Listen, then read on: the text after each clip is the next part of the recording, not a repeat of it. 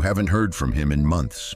Complete silence. And then, suddenly, he's back. A message, a call, maybe just a view that tells you he's been watching from a distance, and now your heart is doing something complicated. Before you respond, before you decide anything at all, you need to understand the only true reasons a man comes back after months of silence. What you're feeling right now is not weakness. It is not a sign that you haven't healed enough or moved far enough forward. But it is your nervous system recognizing a significant emotional attachment, one that was real, one that was deep, and one that never fully closed. Psychology shows us that when a meaningful emotional bond forms between two people, the brain doesn't simply erase it because communication stops. The connection lives in your nervous system. It lives in your memory, in your body, in small, quiet moments when it surfaces without warning. And now that he has reached back out, everything you thought you had quietly set aside is awake again, present, pulsing, full of questions you haven't asked out loud. That is not weakness.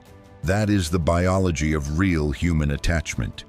And before you make any decision, before you respond, before you close the door, before you decide what his return means, you deserve to understand what is actually happening.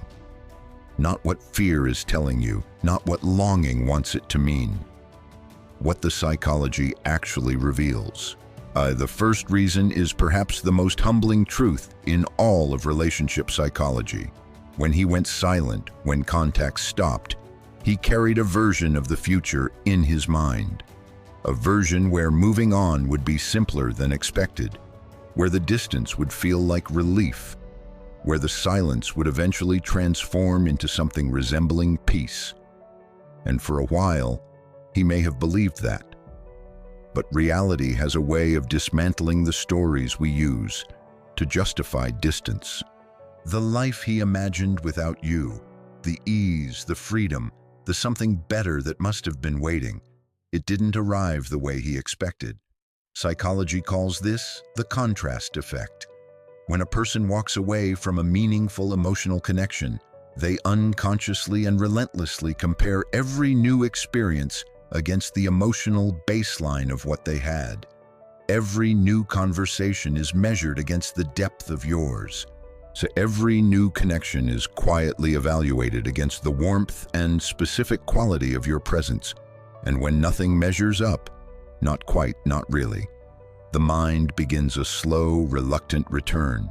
Not dramatic, not always conscious, just a quiet, accumulating recognition that what he walked away from wasn't a starting point. It was a standard. He isn't back because something new has failed him. He is back because your presence set an emotional bar that nothing else could clear. The second reason goes deeper than thought, deeper than any conscious choice. Your bond left a neurological imprint on him that months of distance could not erase. And this is not poetry. This is the science of how human connection actually functions inside the brain. When two people form a genuine emotional attachment, the brain responds by releasing a cascade of bonding neurochemicals, oxytocin, dopamine, serotonin, that do not simply create pleasant feelings. They literally restructure neural pathways. They wire two people's nervous systems toward each other in ways that feel from the inside, like a pull between home and gravity. And here is what most people never understand. Those neural pathways don't dissolve when contact stops. They remain beneath the surface, quiet, dormant, but fully intact. What reactivates them is rarely dramatic. It is a song that arrives unexpectedly and carries a specific feeling, a place with a particular quality of light, a quiet Tuesday evening with a specific kind of emptiness, a dream he didn't choose to have. Months of silence don't erase what the nervous system has already learned to recognize as significant. They only suspend it. And when it resurfaces, as it always does, the pull back toward you doesn't feel like a rational decision. It feels like something his nervous system already knows. He didn't just think about you occasionally. So his brain kept returning to you in ways that may have surprised even him. The third reason is one of the most quietly devastating truths in all of relationship psychology, and it is the one most men are least able to admit. He has finally seen what losing you actually costs. There is a particular kind of clarity that only comes with real absence, not the absence of conflict or tension, but the absence of you, your specific warmth, the way you listened without judgment, the particular way you saw him, not the version he performed for the world, but the version that was uncertain and honest and real. Men who return after long periods of silence have often spent that time experiencing what psychologists call emotional substitution failure, the slow, painful, accumulating discovery that what a particular person gave you cannot simply be found elsewhere. They tried, perhaps in new connections that started with promise and then quietly flattened, perhaps in distraction, in movement, in telling themselves daily that they were fine. And then the understanding arrived, sometimes slowly, sometimes in a single overwhelming moment, that what you gave wasn't general, it wasn't interchangeable. It was specific to who you are, to the quality of your presence, to the rarity of what you offered. The grief of understanding too late what something was worth is one of the most powerful emotional forces that exists. That is the weight behind his return. He is not back lightly. He is back carrying the full, humbling awareness of what the silence truly cost him. The fourth reason lives not in what happened between you, but in what didn't. In the conversation that was never finished. In the words that were held back when they should have been spoken. Psychology shows us that unresolved emotional experiences don't fade with time. They accumulate weight. In every relationship that ends without full emotional closure carries what therapists call unfinished emotional business. A residue of feeling that has nowhere to land, no resolution to bring it peace.